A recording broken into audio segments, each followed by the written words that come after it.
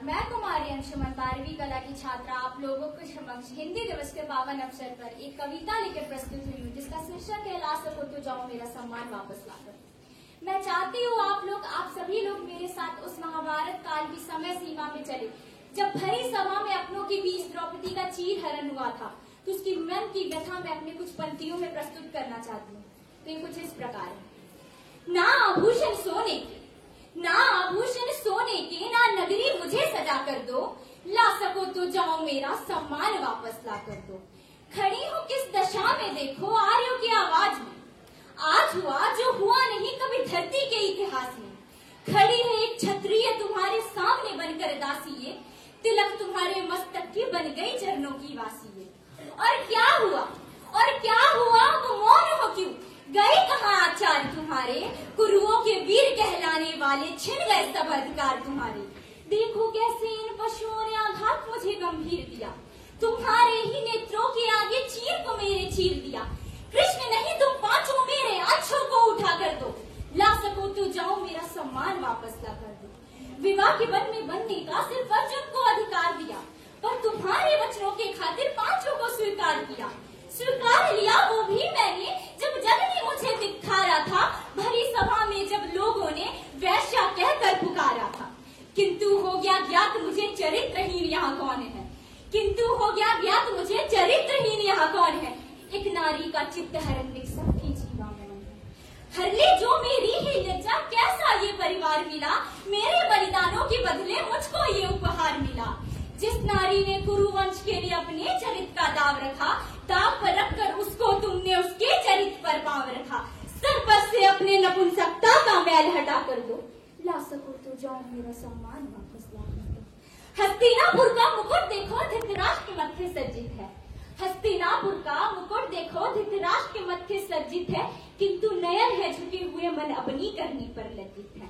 मंत्री पर बैठे विदुर को धर्म का ज्ञानी कहते हैं, मंत्री पर बैठे विदुर को धर्म के ज्ञानी कहते हैं, पर ऐसे धर्म की मौन जीवा को धर्म की हानि कहते हैं। और क्या हुआ उस रक्त का लाभ, और क्या हुआ उस रक्त का लाभ जो तुम्हारे रगों में बहता है, अपने ही नेत्रों के आगे जो एक नारी का अपमान सहता है।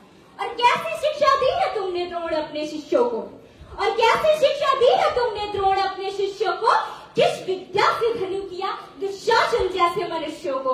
जाओ अपने कुकर्मों का हिसाब मुझे लिखवा कर दो, जाओ अपने कुकर्मों का हिसाब मुझे लिखवा कर दो, ला सको तो जाओ मेरा सम्मान वापस ला कर दो, ला सको तो जाओ मेरा सम्मान वापस ला कर दो। मैं वंशज हूँ सूरबाहु की, मैं वंशज हूँ सूरबाहु की, अग्नि से मेरा जन्म हुआ, उद्धार नगरी पांचाल का मेरे जन्म से ही संपन्न हुआ।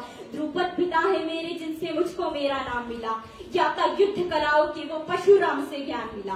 भाई मेरा अग्निकांश, भाई मेरा अग्निकांश, देह जिसका विशाल है, कृपाण पे उसकी प्रतीक्षा कर रहा द्रोणाचार्य का काल है।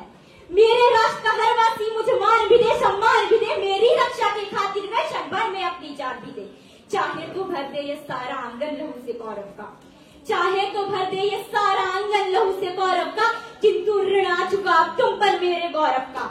लाकर मस्तक दुर्योधन का ऋण ये सारा चुका कर दो, ला सको तो जाओ मेरा सम्मान वापस ला कर दो, ला सको तो जाओ मेरा सम्मान वापस ला कर दो।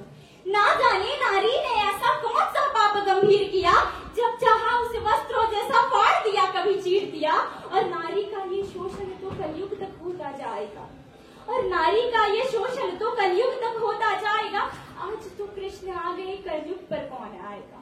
लेकिन समझ नहीं पाया वो जिसने नारी पर हाथ उठा ली है, कि वही नारी एक दुर्गा है और वही नारी एक काली है। वो प्रेम भी कर सकती है, वो प्राण भी हर सकती है, ते शक्ति है जो जम तुम्हें संहार भी कर सकती है। मुझको भी निर्दय समझ के अत्याचार अत्यंत हुआ, मुझको भी निर्दय समझ के अत्याचार अत्यंत हुआ। बहुत हुआ मेरे भी संयम शक्ति का अंत हुआ। वचन है मेरा दुर्योधन तो चरणों में मेरे चित्त होगा, शबरी करने वो मश्वत्थावा सबका अंत निश्चित होगा। निश्चित धृतराष्ट्र तुम्हारे हृदय के 100 टुकड़े हो जाएंगे, जब केश मेरे दुशासन के मैले रक्त से नहाएंगे। अब तुम पांचों का कर्तव्य है ये युद्ध मुझे जितवा कर दो, अब तुम पांचों का कर्तव्य है ये युद्ध मुझे जितवा कर दो, ला सको तो जाओ मेरा सम्मान वापस ला कर दो, ला सको तो जाओ मेरा सम्मान वापस ला।